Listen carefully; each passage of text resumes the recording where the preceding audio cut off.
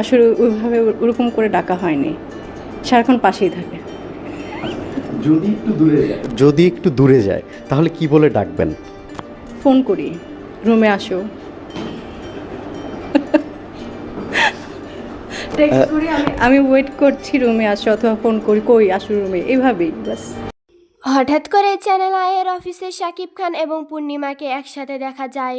পূর্ণিমা ক্যামেরার সামনে বলেন, আমি এবং শাকিব খান অনেক দিন আগে বিয়ে করেছি, কিন্তু এতদিন এই বিষয়টা আমি শাকিবের কথাতেই গোপন রেখেছিলাম, কিন্তু এখন আমি আর গোপন রাখতে পারবো না।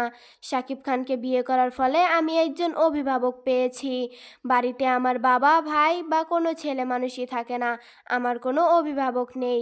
শাকিব খানকে বিয়ে করার ফলে আমার একটা অভিভাবক হয়েছে, যাকে আমি সব কিছু বলতে পারি, যে আমাকে সবসময় গার্ড করে। সাংবাদিক তার কথা শুনে হতভম্ব হয়ে তাকে জিজ্ঞেস করেন, বাস্তব জীবনের মতো আপনাদের অভিনয় জগতে আবার কবে একসাথে দেখা যাবে? পূর্ণিমা বলেন, খুব তাড়াতাড়ি আমরা আবারও অভিনয় জগতে একসাথে ফিরে আসব।